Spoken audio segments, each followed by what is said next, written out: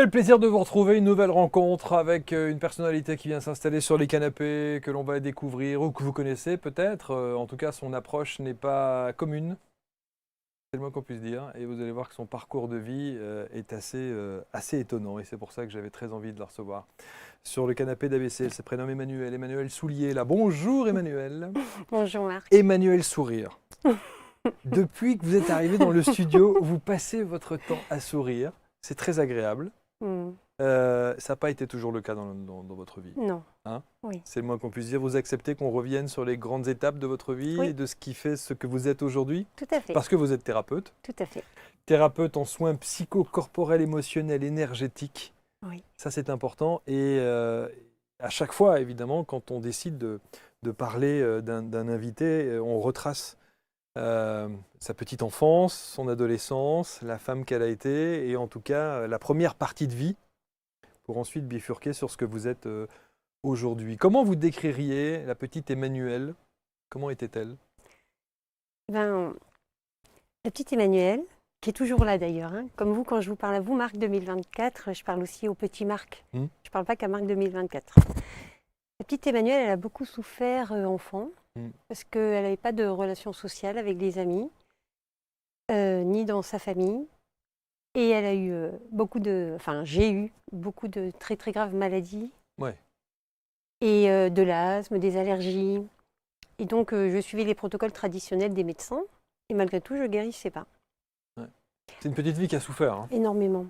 De solitude, d'isolement, de rejet, d'exclusion, de harcèlement scolaire. De violence physique de et violence verbale. Physique et verbale, tout à fait.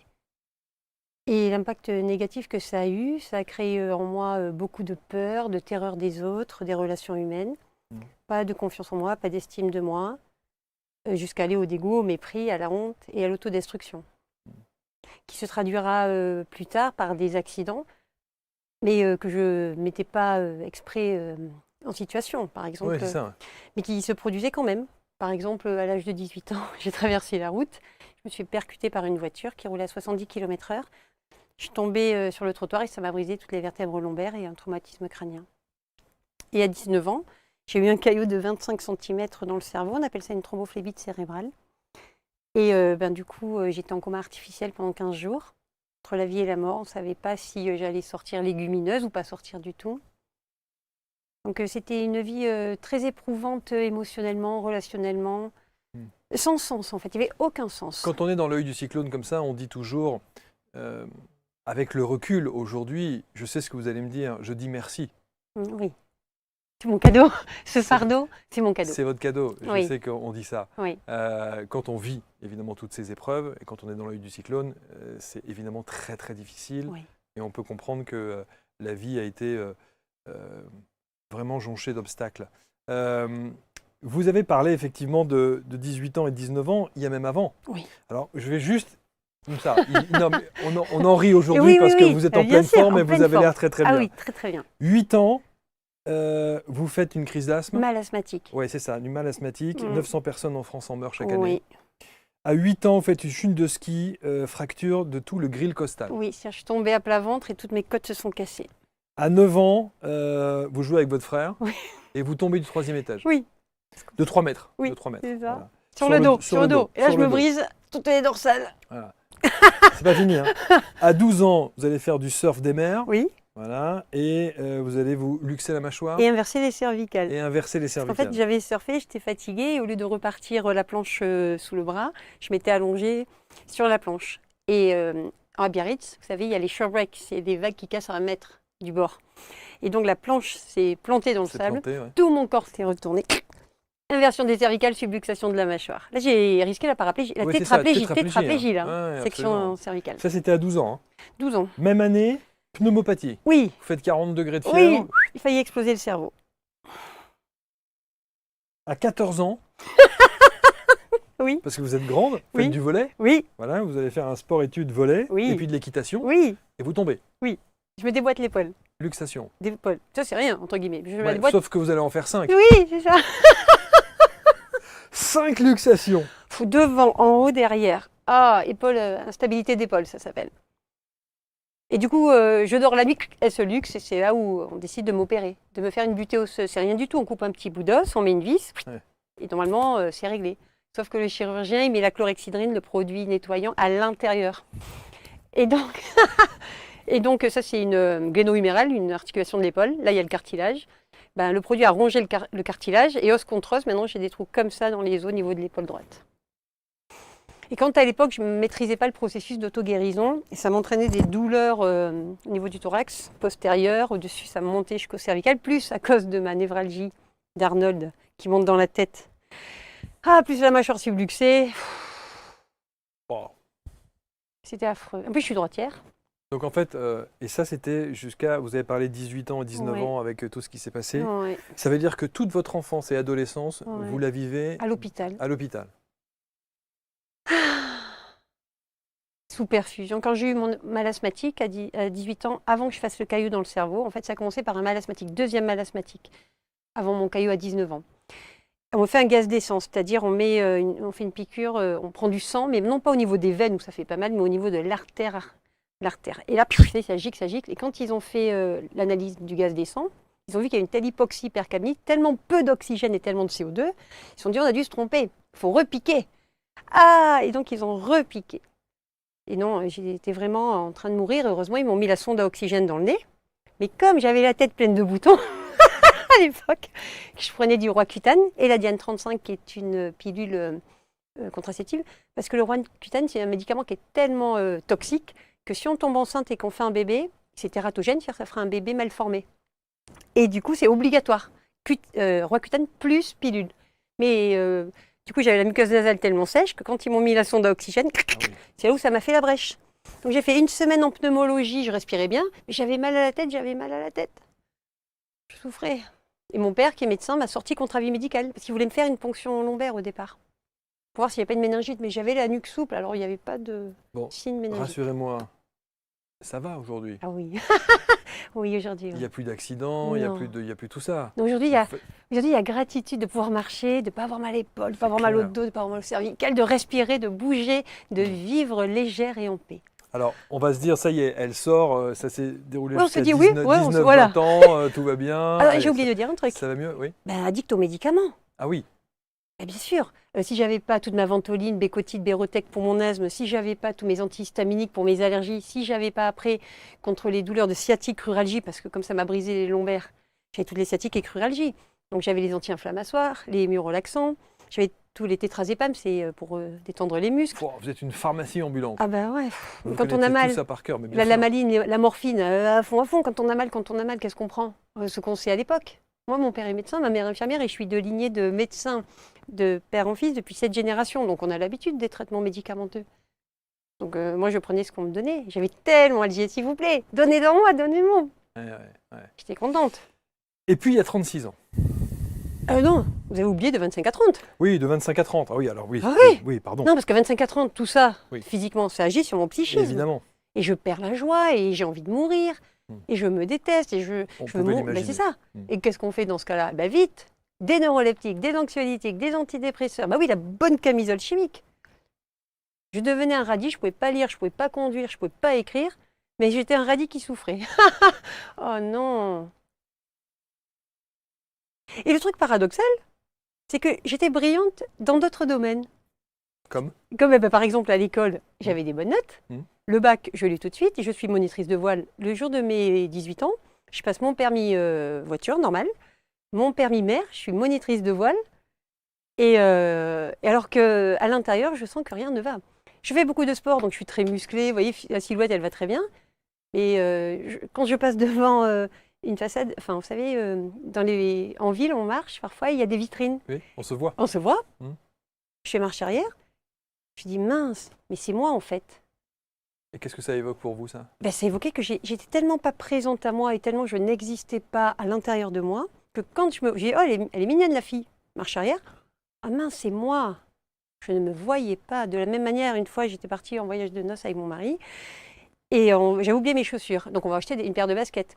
Et 10 minutes après, sur le bateau, je me dis, mince, mais c'est bizarre que je touche pas mes orteils au bout de la chaussure.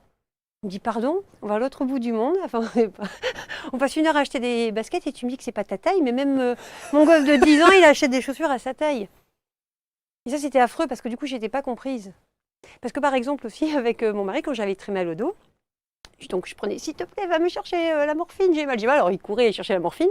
Puis il me dit, ah, c'est dommage. On aurait pu aller au resto, j'avais réservé le resto. Et là, d'un coup, oui, je switchais. Ah, ça y est, j'ai plus mal au dos, je suis en forme. Manuel, tu te fous de ma gueule. Je te jure que non, j'ai plus mal.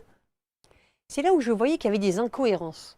J'étais souffrante, malade, prête à être enterrée vivante. À l'agonie. À l'agonie. Ouais. Et dès qu'il me dit on va au resto, Ça allait mieux. ça allait mieux. Et comment vous l'expliquez ça? À l'époque, mais non, j'expliquais pas à l'époque. Oui. Mais lui, il comprenait pas. Mais aujourd'hui? Ah ben évidemment, c'est ce dont on va parler, c'est Bien la sûr. magie. C'est-à-dire que dès qu'on se relie à quelque chose qui nous met en joie, à quelque chose qui a du sens, à quelque chose qui nous porte, waouh, ça frissonne et ça y est, le corps il va bien. Mais ça, je le faisais en mode automatique sans conscience. Enfin, à certains moments. Hein. 36 ans. Oui, oui. Là c'est magnifique, là, 36 ans. Je tombe enceinte. Ouais. Et je prends 35 kilos. Ouh, je gonfle et je gonfle et je gonfle. Et là, qu'est-ce qu'elle nous dit de la médecine traditionnelle? Attention, quand on a plein de hernies discales, dans tout le rachis, des cervicales ou lombaires, il faut bien gainer, il ne faut pas prendre de poids, ça tasse. Enfin, vous savez, je suis kinostéopathe de formation, donc c'est ce que je transmettais. Là, je deviens obésissime, j'ai plus mal au dos, je joue au ping-pong, je me sens légère comme un papillon, j'ai plus mes araignées noires qui me rongent, j'ai l'esprit clair, je suis joyeuse, je me trouve belle, là, je me vois. Oh! Là, je me dis, c'est curieux quand même. On m'aurait menti. Et à partir de là, je me suis dit, si cet état de paix, de joie, de félicité existe, et que je l'incarne et que je le vis, je veux absolument comprendre pourquoi, et que toute ma vie, elle soit comme ça. On appelle ça un éveil de conscience. C'est ça, l'éveil de conscience. Et c'est ce que vous allez entreprendre. Oui. Et c'est ce qui aujourd'hui, fait la femme que vous êtes. Exactement. Et là, je ne savais absolument rien de la physique quantique, de la neuroscience, de l'enfant intérieur, des vies karmiques, de rien. Parce que moi, je suis d'une famille judéo-chrétienne. Et puis plutôt scientifique. Et très scientifique, cartésienne. Mon père, il est rhumatologue, c'est-à-dire c'est que les vertèbres. Ma mère, infirmière. Enfin, vous voyez, c'est pragmatique terre à terre. Et là, l'évidence. Et je fais toutes les formations possibles et inimaginables. Et j'enchaîne. Je divorce de mon mari, mais l'évidence. J'habite seule avec ma fille de 1 an, l'évidence. J'ouvre mon cabinet, l'évidence. Enfin, tout est évident en fait. Tout est évident. Et on a l'impression que tout se fait très naturellement. Facilement, simplement et facilement, de manière saine et positive. J'ai rien à faire, on vient à moi. On me demande d'aller faire des conférences devant 200 personnes à Aix-en-Provence. Je pars en Mongolie faire un stage de 15 jours pour suivre un groupe et des chamans. Ben, la directrice, elle me dit, est-ce que ça ne te dirait pas d'organiser un stage l'année prochaine? Je dis, bien sûr, c'est moi qui organise. Et on me paye pour accompagner un groupe avec des chamans en Mongolie. Fabuleux. Le cabinet, il explose, 150 patients au mois. On me demande de faire des conférences. Je vais à Cultura, je connais tous les livres par cœur. Je discute avec celle qui met en rayon. Elle me dit, oh, mais vous savez tout. Je dis, oui, j'adore, je fais des résumés, et c'est vrai. Faites juste attention à votre micro à chaque fois, parce que si vous donnez un coup dessus, comme je viens de le faire là, on va l'entendre. Ah, voilà. Donc c'est pas grave. Oui, ça va faire mal aux oreilles des auditeurs. Ça va pas faire du bien aux auditeurs. Aux gens qui. Oui, qui désolée. Non, mais alors, ce qui est assez incroyable, c'est que effectivement, on a l'impression qu'à 36 ans, il y a une espèce de revanche sur la vie, où vous avez cet éveil de conscience et cette boulimie de savoir et de comprendre. Oui, mais de domaines que je ne savais même pas que ça existait. Exactement, ouais, c'est ça. C'est ça, c'était l'évidence qu'il fallait que je fasse la physique quantique, le chamanisme, les neurosciences, l'enfant intérieur, mais à fond. Je lisais toutes les conférences, j'allais à tous les stages en présentiel, je voulais sentir, je voulais vivre, je voulais comprendre, donner du sens. Je passe un DU en psychosomatique et énergétique, non, psychosomatique, à Montpellier. Et là, ça y est, je comprends tout. Enfin, je comprends une partie. Les limites corporelles, l'intérieur, l'extérieur. Mais il manquait un petit quelque chose, parce qu'en DU, diplôme universitaire, donc ça se fait à l'hôpital, on ne parle pas d'énergétique et on ne parle pas de spiritualité. Là, cette année, je fais un DU encore, j'adore les DU, de méditation et santé. Et justement, samedi dernier, j'y étais, et il y a un prof qui est médecin, parce qu'il n'y a que des médecins, des médicaux, des paramédicaux qui interviennent et qui méditent, chacun dans leur domaine, rhumatologie, pédiatrie, géontologie, peu importe. Et il a parlé de spiritualité, il a parlé exactement de ce que je fais. Et bien, on est 60 étudiantes. Bon, désolé les étudiants, mais c'est vrai. Il y en a peut-être un tiers, ils n'ont rien compris, ils se sont demandé ce qu'ils faisaient là. Et heureusement que comme ça fait partie d'un corpus avec un professeur qui est gérant et garant de la qualité du DU, heureusement, il n'a pas été trop laminé. Mais je me suis dit, c'est dingue quand même. c'est quand même les 60 personnes, c'est national dans la France entière. Bah, ils ont ouvert des yeux comme ça. Oh, quand même, c'est bizarre. Oui, c'est toujours très compliqué d'intégrer la spiritualité, mais pas. Alors, quand on dit spiritualité, je ne dis pas Jésus, Bouddha, Allah. Hein. Oui. Je dis quelque chose de plus grand que nous, l'âme, ou l'esprit, ou l'univers, ou la source. Enfin, en tout cas, ce qui nous permet de faire circuler le sang dans nos veines, dans nos artères, qui fait battre notre cœur, ça se fait. C'est ça pour moi, la spiritualité, c'est se connecter à ça se fait. On n'a rien à faire. On ne se dit pas, tiens, je vais digérer, je vais faire saliver, je vais faire lacrymer le liquide lacrymal dans mes yeux. Je ne me le dis pas, ça se fait. Je ne me dis pas le MRP, mouvement respiratoire du cerveau, ça se fait. À quel moment vous vous dites que vous allez justement avoir une approche thérapeutique? Ah, mais tout de suite. C'est-à-dire que quand j'ai vu que j'avais guéri, et le corps et l'esprit, c'est tout de suite, dans l'année qui a suivi, enfin dans les 6 mois, hein, je divorce et j'ouvre le cabinet. Ah non, mais pour moi, c'était 36 ans de souffrance atroce, psychique et physique. Et d'un coup, waouh! Une libération. Une libération. Je me dis, il faut que le monde entier y sache, tous les gens qui ont vécu comme moi. Quand vous avez des hernies discales à 80% de compression médulaire, c'est-à-dire la moelle à 100%, vous êtes paraplégique. Moi, j'ai ça au lombaire. Mais c'est fini, on me dit, c'est ma pauvre dame, en plus vous êtes jeune. Hein. C'est une triste fatalité. Hein. Mais ça a aggravé, hein. Désolé pour vous. L'arthrose, les becs de perroquet, les ostéophytoses. Et puis là, les dépressions que vous avez faites, attendez, dépression majeure. Hein. 1 fois, 2 fois, 3 fois, après c'est fini, c'est à vie. Hein. Mais ce qui est assez incroyable, c'est que, parce qu'on parlait de cette date, quand vous avez 36 ans et que vous avez cette grossesse et qu'il y a cet éveil de conscience, il n'y a que ça qui a transformé votre vie? Il n'y a que cet instant-là, cette période-là de votre vie, au-delà du bonheur d'être une maman, mais... non, c'était pas ça, c'était le corps que je sentais. Oui, c'est ça. Ouais. C'est cet instant-là, c'est cette période-là qui a changé véritablement votre vision de la vie. Déjà en amont, j'avais un ami qui allait voir une thérapeute qui se faisait soigner sur l'enfant intérieur. Donc déjà, j'avais fait une formation, j'étais allée me faire soigner sur l'enfant intérieur. Et c'est elle qui m'avait parlé de l'énergétique. Après, j'avais réfléchi, je m'étais dit, alors voyons voir, si nous sommes des êtres énergétiques, on vibre quelque chose. Il suffirait, j'avais réfléchi à ça, si chaque organe vibre une vibration différente, il suffirait que s'il y en a un problème d'un organe ou de quelque chose, on nous mette dans une machine, on règle la fréquence et la machine régule. Et puis comme j'étais aussi à domicile chez les patients, je vais faire une séance chez une patiente et je lui dis mon idée, on discute. Elle me dit, vous savez pas quoi? Il y a une thérapeute à Montpellier, vous voyez comment on les rencontre. Hein. Une thérapeute à Montpellier qui fait ça. Vite, je prends rendez-vous et direct, elle me dit, mais vous, il faut que vous vous formiez à l'énergétique. Hein, je ne savais pas ce que c'était. Et direct, il n'y a pas de hasard. La dame que j'allais voir, la thérapeute sur l'enfant intérieur, elle était aussi formatrice en énergétique. Elle n'osait pas se lancer. Je lui dis, t'inquiète pas, je te trouve si nénette, tu viens chez moi, parce que moi j'avais la petite qui avait quelques mois à l'époque. Et tu me feras le stage chez moi avec les nénettes, les filles. Et elle vient, et là évidemment, j'étais dans mon expertise. C'est-à-dire que quand il fallait sentir les corps subtils, les doigts de lumière à l'intérieur, waouh, je dis, ça y est, quelqu'un qui parle mon langage. Oui, comment les rencontres de pas à pas? Ça veut dire que la première partie de votre vie avec toutes ces souffrances, c'était quoi? C'était un rejet de quelque chose? Non, c'était comme ça.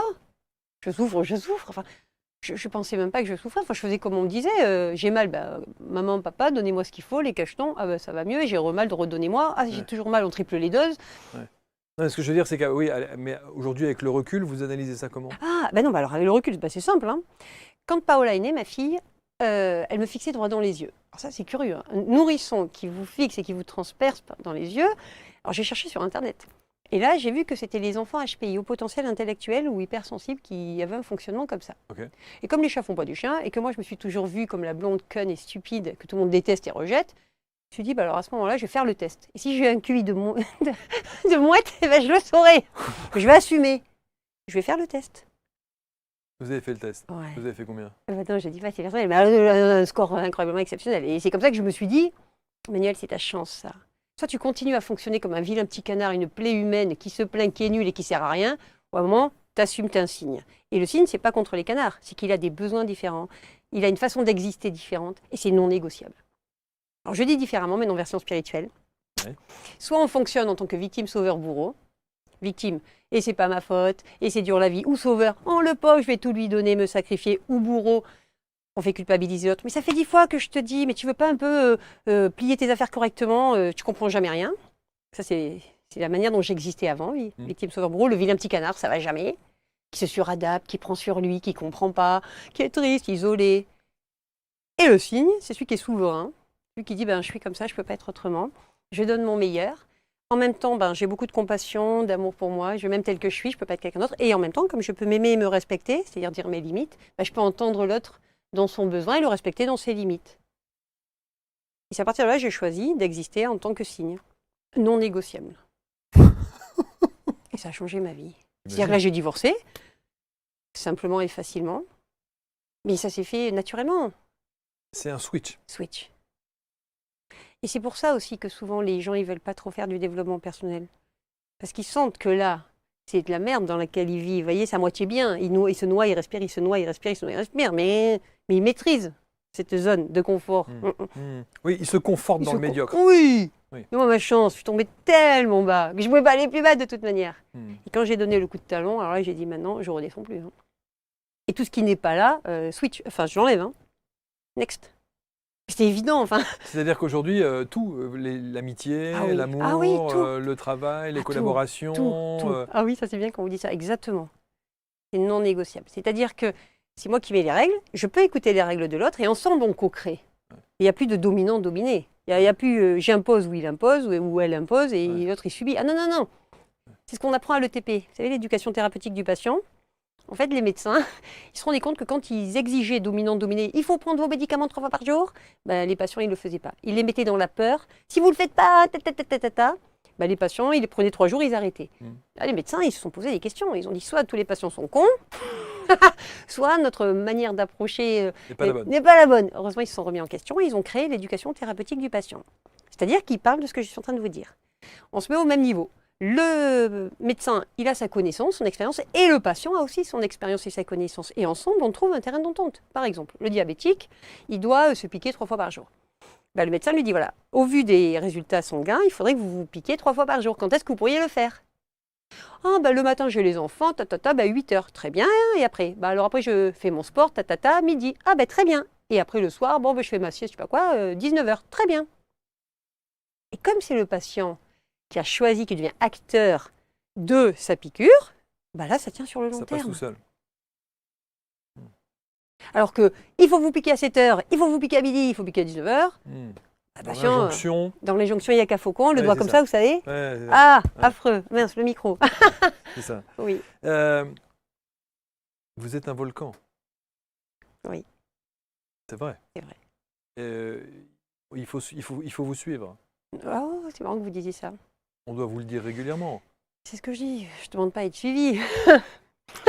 C'est-à-dire que c'est qui m'aime me suivre, en fait. En fait, c'est pas vraiment qui m'aime me suivre. C'est. Vous pensez être clivante? Comment? Vous pensez être clivante? Clivante? C'est-à-dire que, on peut... Vous détester? Vous aimer ou ne pas vous aimer. Ah oui. Très clairement, mais soit là, je suis convaincu qu'en regardant cette émission, il y a des gens qui vont vous trouver admirable. Ah oui. Et d'autres qui vont dire qu'est-ce que c'est que ça? Ouais. Ah oui, complètement. Mais ça, je l'assume. Parce que je ne suis pas un Louis d'Or. Si j'étais un Louis d'Or, voilà, tout le monde m'adorerait. Non, je suis Emmanuel Soulier. Je ne peux pas être quelqu'un d'autre. J'ai essayé, je me suis suradaptée, j'ai fait des trucs. J'ai la certification Calliope, j'ai un organisme de formation certifié. Là, je suis bien rentrée dans les cases. Tic, tic, tic, tic. J'ai eu le diplôme de kiné, tic, tic, tic, tic. Ostéopathie, tic, tic, tic, tic. Enfin, j'ai fait vraiment des choses traditionnelles, ordinaires, dans des cases. J'en ai pété ma santé physique et ma santé morale et psychique. C'est trop cher payé. Alors, à un moment. Alors aujourd'hui, quand on vous demande que vous allez dîner chez des amis qui vous aiment. Ah oui. C'était mon anniversaire le 8 mars. Alors, bon anniversaire. Le 9, 20 personnes à la maison. Magnifique. Je vous l'écoute. Magnifique. La question, c'est qu'est-ce que vous faites dans la vie? Qu'est-ce que vous répondez? Il y a une façon très courte de dire je suis thérapeute. Oui, non, je ne dis pas thérapeute. Non? Vous dites quoi? Je dis qu'est-ce que vous faites dans la vie? Je dis que j'accompagne des personnes qui souffrent. Dans tous les plans. C'est pas un métier, ça? C'est pas un métier. Non mais sérieusement, vous répondez quoi? Thérapeute holistique. Alors, vous voyez que vous dites que vous êtes thérapeute? Oui, holistique. Holistique. En santé intégrative. En santé intégrative. Bon, voilà. Oui, je dis ça, thérapeute holistique. En santé intégrative. Et en fonction du public que j'ai en face, par exemple, j'ai pris l'avion pour venir. J'ai rencontré des gens, et bien sûr, on parle toujours du métier. Je dis toujours des trucs traditionnels, kiné-ostéopathe, et j'ai fait évoluer mon activité. Ah oui. Voilà. Kiné-ostéopathe. Je pose les bases, oui, kiné des brains, et après, j'ai fait évoluer mon activité. Ouais. Alors, les gens qui nous regardent et qui veulent votre approche. Oui. Comment se déroule une approche avec Emmanuelle Soulier? Alors, il y en a différents formats, comme chez vous. Donc, il y a le format, l'approche individuelle au cabinet, qui permet, dans un cadre très sécurisant et sécurisé, où le patient va venir m'exprimer sa problématique, qu'elle soit d'ordre personnel, par exemple le trouble du sommeil, des TOC, c'est ça, de la dépression, du mal-être, ou interpersonnel, la personne avec son mari, ses enfants, le patron, ou d'ordre mécanique, une sciatique qui ne passe pas, une NCB, névralgie cervico-brachiale qui ne passe pas, ou une maladie, ils sont allés voir tous les thérapeutes. Quand j'avais une petite fille de 10 ans, elle faisait ça depuis qu'elle était née, elle avait vu tous les ORL et ça ne marchait pas, ou des eczémas géants, ils ont tout essayé, ça ne passe pas. Enfin, vous voyez, des trucs, c'est idiopathique, c'est le terme en médecine, ça veut dire qu'il n'y a pas de raison. Voilà. Vous souffrez, en plus on n'a pas de traitement parce qu'on ne sait pas ce que vous avez. Voilà, ça c'est le genre de patient que je reçois. Et donc au départ, on discute un petit peu, que je comprenne. Tout de suite, je fais les liens. Parce que pour moi, chaque somatisation, qu'elle soit physique ou psychique, n'est que la conséquence d'un trauma émotionnel, une charge émotionnelle non exprimée, ce qui ne s'exprime pas sans prime, qui offre une opportunité en 2024 d'accueillir, et c'est on revient dans les espaces-temps, la part de nous blessés, qu'elle soit intra-utérin, nourrisson, petite enfance, jeune ado, peu importe, et de l'accueillir. C'est pour ça que ce à quoi je résiste persiste, ce à quoi je fais face s'efface, en étant bien ici et maintenant. On accueille la petite part, on lui parle, et on la réintègre dans le corps. Quels sont vos outils? Petit 1, déjà, donner du sens. Parce que le patient, quand il vient, il ne comprend pas pourquoi il se sent si mal ou pourquoi il a autant mal, etc. Donc déjà, donner du sens, donc verbal. Au début était le mot, puis le mot s'est fait verbe et le verbe s'est fait chair. Donc d'où l'importance des mots. Ensuite, s'il y a besoin, un contact physique. Parce que très souvent, nous les Occidentaux, ça c'est notre corps, notre âme, au lieu d'être verticale, s'incarner dans le corps, on est dans la tête. Au lieu d'être vertical, on est dans hier et dans demain. Donc déjà, souvent, j'ai des coquilles vides qui arrivent. C'est-à-dire que l'âme, elle n'est pas incarnée. Donc déjà, ça en discutant, je le sens tout de suite, si vraiment ils sont trop dans le cloud, trop perchés, avec mes mains, hop, je fais le tour du corps, voilà, pour qu'ils sentent, j'ai fait respirer, visualisation, respiration. Et après, si je sens qu'il y a des blocages, là, manipulation corporelle un petit peu plus ou moins profonde, parce que je travaille sur les ligaments, sur les surfaces articulaires. Je pense que c'est que j'ai tous les outils. C'est ce que j'allais dire. Mais vous êtes une palette d'outils. Mais oui, entre l'ostéo, les kinés, vous êtes diplômé, la psychologie et tout ça. Et les énergies. Ouais. C'est mon expertise. Et vous savez à quel point les médicaments aussi sont parfois assez néfastes. Oui, ça s'appelle l'effet nocebo. Et oui, c'est ça. Et c'est pour ça qu'ils en ont marre, les patients. Ce qu'ils font, moi j'étais une très bonne exécutante, on me disait tu prends tes 3 poignées, je prenais. Alors, je précise encore une fois, parce que c'est toujours très important de le dire, on ne substitue pas un avis médical. On est d'accord. Jamais, c'est vraiment complémentaire. C'est-à-dire que quand moi j'ai eu mon caillou dans le cerveau, j'étais bien heureuse qu'on me rase, qu'on me serve les cheveux, qu'on me mette de la sonde intracrânienne, la voie centrale. Putain, mais merci la médecine allopathique. Quand j'ai fait mon mal asthmatique, si j'avais pas eu l'oxygène direct dans le nez, c'était fini. C'était fini. Bien sûr. Ah non, la médecine allopathique, on est gâté d'être en France. Et en même temps, comme tout, il y a des limites. De la même manière, il y a certaines maladies ou certains traumatismes ou autres qui ne guérissent pas que par la spiritualité, que par les énergies, que par discuter. Alors cerveau-bouche, ne faire que discuter, ça ne guérit pas. Parce que nos ondes cérébrales, qui sont en bêta traditionnellement, tant qu'on reste en bêta, ça ne guérit pas. Il faut passer en ondes alpha, θ, etc. En état de conscience modifié, en expansion de conscience. C'est ça que vous allez chercher. Exactement, je vais chercher ça. Au travers de vos différentes pratiques et tout ce que vous avez pu expérimenter, quel est le domaine de prédilection que vous avez? Quel est celui qui vous correspond le plus? J'aime tout. J'aime quand il y a des difficultés intrapsychiques, soit avec soi ou relations interpersonnelles. J'aime aussi quand il y a une bonne paralysie de la jambe avec des fourmis. J'adore quand le bras ne se lève plus. Là, j'ai souvenir d'une patiente que j'ai vue là récemment. Elle est couturière et elle a les 2 bras paralysés. Elle me dit, je ne peux plus lever les bras. Hop, hop, hop. Elle lève les bras comme ça. Mécanique, là, mécanique. Là, c'est plus la kiné qui parle. Ostéo. Ostéo oui. Qui parle. En technique douce non forcée. Donc, non, mais c'est ça qui est... Vous êtes un personnage. Non, mais sérieusement, vous êtes un personnage. Et quand on a préparé l'émission, Sébastien, qui travaillait avec moi, que vous avez eu plusieurs fois au téléphone, me dit, tu as fait Emmanuel ou non? Je lui dis, non, on enregistre cet après-midi. Il me dit, Tu vas voir, c'est un personnage. Vous êtes consciente de ça? Que vous avez un petit côté un peu exubérant? Vous avez un petit côté folle. Ah oui, Mais c'est pas péjoratif, hein? non. Non, mais je trouve que c'est... voilà, on a le sentiment, je vais vous dire sincèrement, on a le sentiment que vous avez une revanche sur la vie à prendre. Ben, je dirais pas revanche, je dirais joie d'exister en fait. Et chaque jour qui passe, je me dis que je suis gâtée d'être en vie, gâtée de respirer, gâtée de voir, gâtée d'entendre, gâtée de bouger mes épaules, de bouger mon dos, de marcher sans douleur. En fait, j'ai une gratitude infinie pour la vie. C'est pas une revanche, c'est waouh, mais je suis gâtée en fait. Je trouve que la vie m'aime et que j'aime la vie. Non, mais c'est fabuleux. Et du coup, waouh, C'est très communicatif en plus. je me sens Ouais. tellement heureuse et gâtée d'être Ouais, vivante. bien sûr, d'être vivante, bien sûr. C'est ça, juste vivante. Et puis de fait de pouvoir aider. Alors là, je trouve que c'est génial ma vie. Alors, vous avez parlé, c'est Paola, c'est ça? Oui. Paola, quel âge elle a aujourd'hui? 11 ans. Elle le a 11 11 ans. avril. Elle a été testée ou pas? Non, Non, vous l'avez pas fait? non. Non. Vous n'avez pas vérifié si... Non, mais oui, pas besoin. Parce Pas que besoin. mon ami qui m'avait testé le test de QI m'avait dit oui, ta fille aussi, elle est évidemment. Elle l'avait repéré très jeune. Aujourd'hui, quel est le message que vous avez envie de faire passer?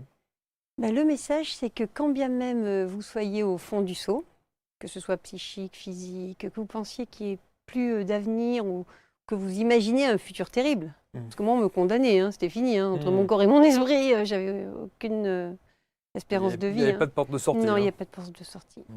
Et c'était vraiment le corpus médical mécanique et psychique. Hein, tout le monde me condamnait. Hein. Et c'était pas ma faute. Hein. Enfin, c'est comme ça. Hein, vous voyez, quand on vous dit, ben non, c'est ça le message. C'est que oui, c'est vrai, ils ont bien raison de leur point de vue, parce que les statistiques prouvent que les gens qui étaient comme moi, ils s'en sortent pas aussi bien, physique et psychique, mais qu'en même temps, il y a des gens comme moi, ça existe. Qu'on peut guérir, qu'on peut vraiment transformer du plomb, de la souffrance terrible, en joie incommensurable. Que ça existe. Quel message d'espoir. Ah oui. Et qu'après, chacun trouvera sa voie. Parce que moi, j'ai vu 1 million de thérapeutes, j'ai fait 1 million de stages, j'ai lu 1 million de livres, j'ai vu 1 million de conférences. Et chaque fois, j'ai pris exactement ce qui me correspondait. Et tout l'enjeu, il est là. C'est que chacun s'autorise. Si une information arrive, quelle qu'elle soit, sous quelle forme, peu importe. Et qu'il y a un sentiment que ça pourrait peut-être nous aider, ben pourquoi pas, go. Donc votre accompagnement aujourd'hui, c'est un accompagnement individuel. individuel. Après en atelier, de 1 jour ou 2 jours. Après, j'ai aussi créé une école en ligne. C'est une formation en ligne de 15 heures. Devenir thérapeute holistique. Où justement, j'explique tous ces conditionnements et ces croyances sur le premier module, il y a 11 chapitres. Donc il y en a 2, le premier c'est physique quantique. C'est un point de vue différent, il n'y a pas de côté. La neuroscience, parce qu'on est des mammifères, des êtres humains, des êtres vibratoires. Humain c'est le mammifère, évolué mais mammifère quand même.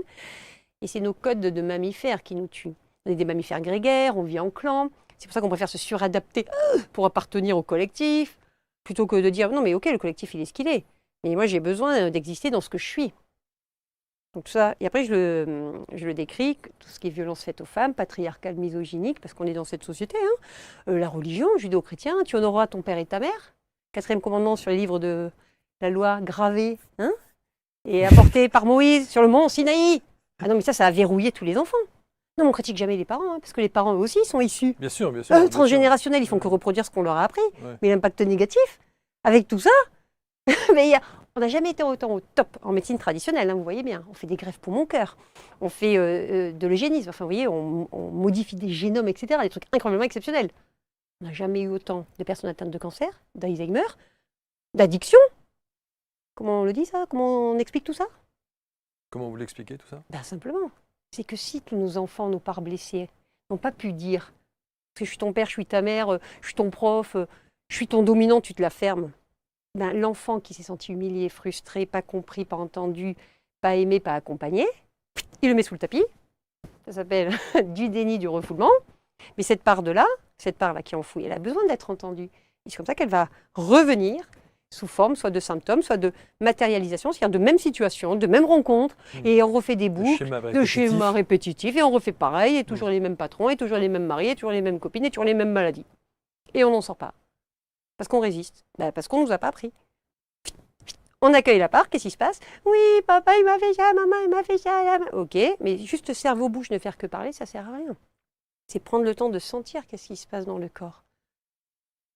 Et quand on sent que ça se ferme, que ça se contracte, que ça transpire, peu importe la sensation, mais qu'on a le courage d'aller dans la sensation et dans le corps, là, on peut switcher et faire venir plus grand que nous pour transformer. Et nous, les Occidentaux, on n'aime pas sentir. Hein. On aime comprendre, on aime réfléchir. Blablabla. On n'aime pas descendre dans la sensation, le poids des fesses, le poids des pieds. Beaucoup. On mouline, hein. Alors ça, c'est un ou on rationalise parce que... Mais venir, comment tu te sens? Quoi, ta météo intérieure? Ça non, ça non. Mais c'est pas une histoire de bêtise, c'est une histoire de manque de connaissances. On ne nous l'a pas appris. On nous apprend l'anglais, le français et les maths, mais ça, on ne nous l'apprend pas. Mais de plus en plus, météo intérieure, comment tu te sens, dessiné à l'école, vous savez? On est des êtres, oui, pensants, Descartes, mais on est aussi des êtres ressentants, des êtres émotionnels. C'est comme si vous disiez un chien de ne pas aboyer, un chat de ne pas miauler. Nous, on a besoin de crier, on a besoin de pleurer, on a besoin d'être joyeux. C'est en nous. Pas juste, levez bien. Mais non, c'est pas ça l'humanité. Donc ça fait partie effectivement de votre approche, on oui. l'a vu. Il y a une autre façon aussi pour vous, vous accompagnez aussi, il y a d'autres manières d'accompagner? En présentiel, donc les ateliers. Ouais. Donc là, on est en groupe, individuel, et après en ligne. Voilà, c'est 3 approches. Et l'école. Et l'école. Ça, c'est vraiment très intéressant. Je vais vous dire sincèrement, Emmanuel, j'étais en train de me poser la question, et je ne veux évidemment pas être intrusif dans votre vie, mais je me demandais si quelqu'un partageait votre vie. Oui.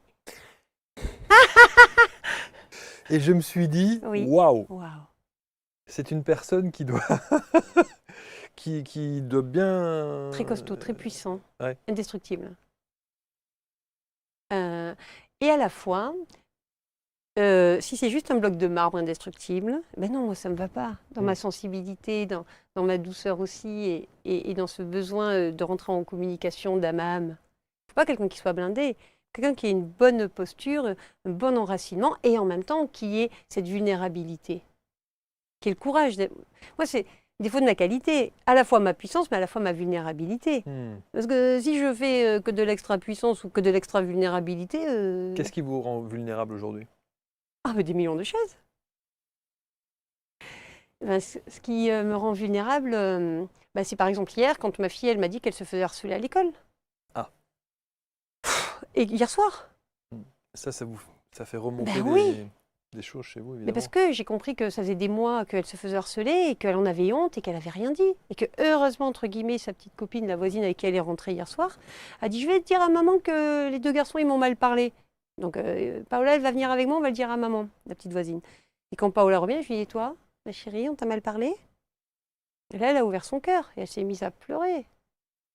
Que c'est des choses horribles qu'on lui a dites. Et ça m'ébranle parce que je vois combien la victime a toujours honte. Et donc, elle garde tout en elle, la victime. Même si elle a des gens autour d'elle qui... Enfin, moi, je laisse des espaces pour qu'elle puisse s'exprimer, justement. Je fais attention à ça. Et malgré tout, ce n'est pas une histoire de confiance, c'est une histoire de honte qu'elle portait. Et pourtant, à l'école, il y a beaucoup d'informations sur le harcèlement moral. C'est vrai. Et d'ailleurs, ce matin, je suis allée voir la directrice avant de venir. Et la directrice lui a dit « Mais pourquoi tu ne l'as pas dit avant? Tu le sais quand même. Il y a plein d'informations actuellement. » Et là, moi, j'ai pris la parole. J'ai dit « Mais parce qu'elle avait honte, comme toutes les victimes de harcèlement. »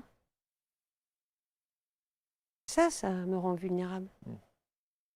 Parce que je me rends compte que combien c'est humain encore, cette culture vous voyez, de la maltraitance. C'est une culture, en fait, comme la culture du viol, la culture de la maltraitance. C'est normal. Tu l'as mérité.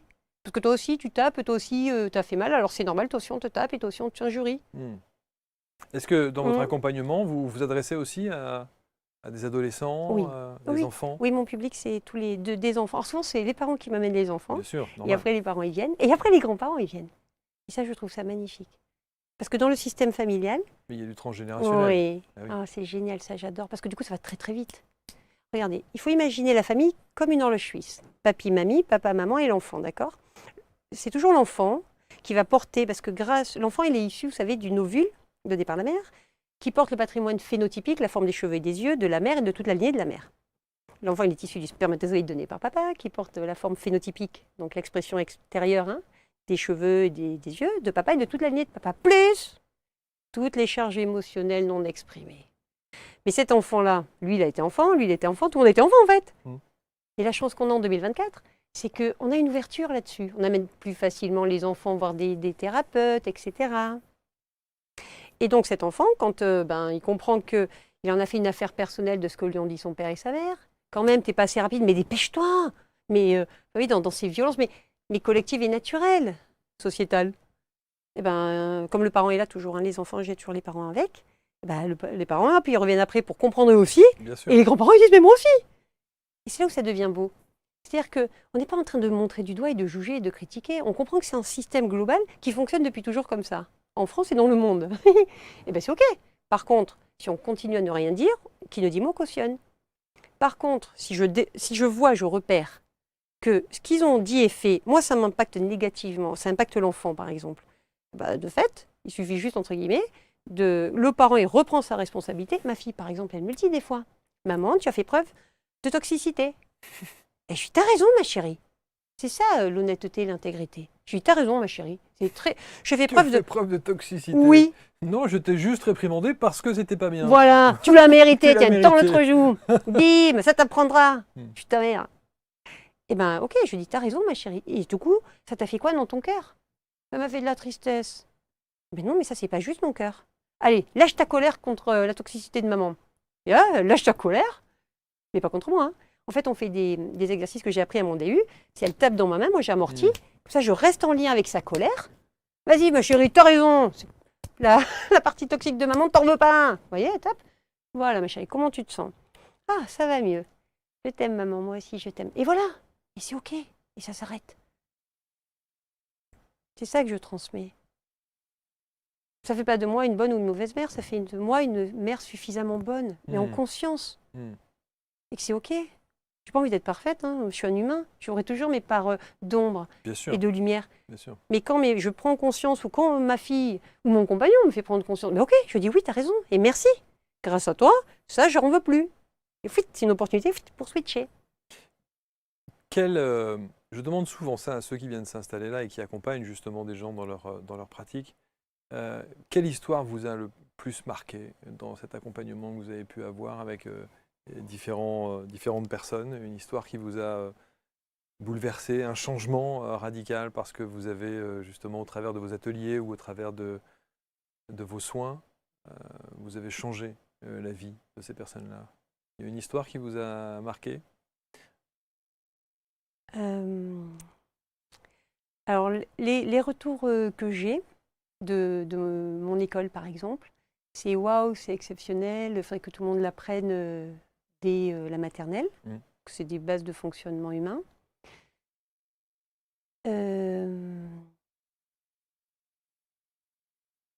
En fait, l'idée, c'est que quand je suis en consultation, comme je suis complètement au service du patient, que moi, Emmanuel, ma petite personne, n'existe plus. Parce que s'il y avait la petite personne d'Emmanuel, je ferais des projections, vous voyez. Moi, je suis juste un écran de projection qui me met au service, qui reformule pour que le patient puisse trouver sa ressource. Il y a eu la petite fille dont je vous parle, là. Quand une séance était finie. Une autre petite fille aussi. Si, ça y est, ça me vient maintenant avec un enfant. Ah, ça, c'était affreux. Donc, la petite fille, elle vient, parce que je ne me rappelle plus pourquoi. Hein. Et en discutant, elle me dit moi, j'aime pas quand papa, il me tape fort. Alors, je lui dis attends, tu sais quoi? Parce que pour la gronder. Là, je lui dis non, alors là, ma chérie, je vais te dire quelque chose. Toi, t'es petite comme ça, papa, il est grand comme ça, d'accord? Si papa, il tapait quelqu'un, un grand comme ça, dans la rue, c'est ce qu'on fait hein, quand un grand, il tape un grand. On les amène au poste de police. Ça se fait pas de taper. Donc, t'imagines, hein, quand papa, il tape une petite fille, hein, ça se fait pas, hein, c'est encore pire. Et là, d'un coup, qu'est-ce qu'elle fait, la petite? Elle se lève, parce que j'avais assis sur ma table de massage. Elle était à mon niveau, yeux à yeux. Et elle me dit, je fais rentrer papa, il faut qu'il le sache. Là, rien que de le dire, ça m'émeut, parce que... Ouais, là, ça avait été... Là, ça avait été fort. Et du coup, le père est rentré. Et là, moi, je voulais pas trahir la petite. Et en même temps, je voulais pas dénoncer le père. Alors, j'ai dit oui, en ce moment, je sais, vous avez des difficultés au travail. Ah oui, oui, oui, oui, j'étais au chômage. Et en ce moment, je crois que, parce que sa femme était déjà venue, elle m'avait dit qu'il buvait. Et je sais qu'en ce moment, du coup, vous êtes très stressé. Et comme tous les humains, quand on est stressé, qu'est-ce qu'on fait? On essaie d'anesthésier. Bon, ben vous, je crois que c'est quoi déjà? L'alcool, non? Ah oui, juste 3 verres le soir, hein, de Ricard. Oui, non, c'est sûr. Mais le truc, c'est que du coup, de fait, comme vous êtes très stressé, il faut évacuer votre colère, et c'est normal, c'est normal. Mais comme on ne vous l'a pas appris, et c'est normal, parce qu'on ne l'apprend pas à l'école, eh ben oui. Ben, comment vous faites pour évacuer votre colère? Oh non, j'ai pas trop de colère. Non, mais j'entends. Mais comme tous les parents de famille, quand on a des enfants qui font du bruit, parce qu'ils sont 3 enfants, qui jouent, qui font du bruit, qui n'écoutent pas pour se laver les dents, et que vous êtes seul parce que la mère, elle travaille, c'est normal. Mais oui, c'est normal. Que d'un coup, ça vous agace, et vous prenez la petite, et vous la tapez. Mais c'est normal, vous ne pouvez pas faire autrement. On vous a jamais rien appris autrement. Ah oui, c'est sûr, mais parce qu'elle me pousse à vous. Ah non, mais j'entends, attendez. Et moi je dis, vous avez raison. Parce que vous ne pouvez pas faire autrement, on ne vous a rien appris autrement. Mais je vous dis juste que quand vous faites ça, vous terrorisez votre enfant. Ah ben non, elle a l'habitude. Oui, j'entends que c'est votre habitude. Mais c'est pas l'habitude de votre fille. Voilà, ça m'avait marqué. Waouh. Et Vous avez eu des suites de ça? Oui, oui, ils sont pas revenus. Ouais. Ils sont revenus, si, mais 5 ou 6 ans après, la mère est revenue. Et parce que la petite, elle marchait plus en fait, la même petite. Elle marchait plus, elle était championne de danse. Et elle avait la cheville droite complètement verrouillée. Okay. Ça faisait 2 mois qu'elle faisait plus ses entraînements, où elle faisait 5 entraînements par semaine. Et là, je lui remets la cheville, je lui explique, le pied droit, le père, hein, avec papa et tout. Hop, tout de suite, ça repart. Et après, elle fait son trampoline, elle m'envoie la vidéo pour me dire « Oh, c'est génial, la cheville va mieux ». Et le père n'a plus la main légère sur sa fille? Si? Le truc, c'est que moi, en tant que kiné, normalement, je dois faire Un rapport? un rapport. Ah oui.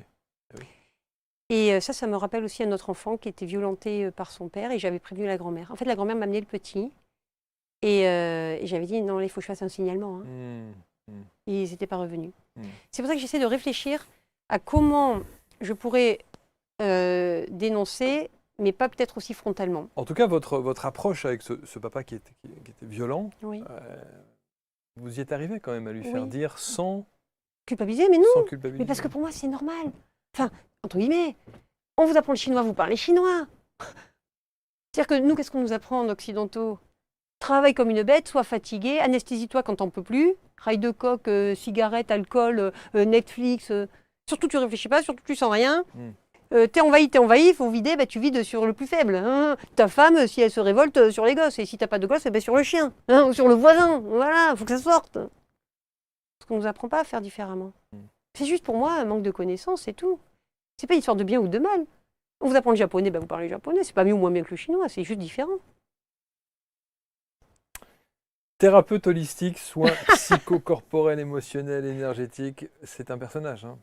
C'est un personnage, Emmanuelle. Je suis très content en tout cas de vous avoir rencontré. Merci, je trouve que Marc, vous méritez cette exposition, vous méritez le fait qu'on vous connaisse, vous méritez le fait qu'on ait cette approche avec vous pour essayer de trouver nos parts d'ombre et puis évidemment les solutionner, hein, tant qu'à faire. Je vous souhaite d'être heureuse. Merci, Marc. Je vous souhaite sincèrement d'être heureuse et de balayer tout ce qui a pu ponctuer votre vie d'une manière difficile et douloureuse. Oui. Tout va bien maintenant. Oui. Tout va très bien. Merci infiniment, Emmanuelle. Merci à vous de m'avoir reçu, Marc. Merci beaucoup. Vous rentrez Merci bien. beaucoup. Et puis, on va mettre autour de cette vidéo, évidemment, tous les liens pour rentrer en contact avec Emmanuelle, site internet et autres. Mais je crois que c'est vous n'êtes pas en création de site là, en ce moment ? Oui, tout à fait. Bon.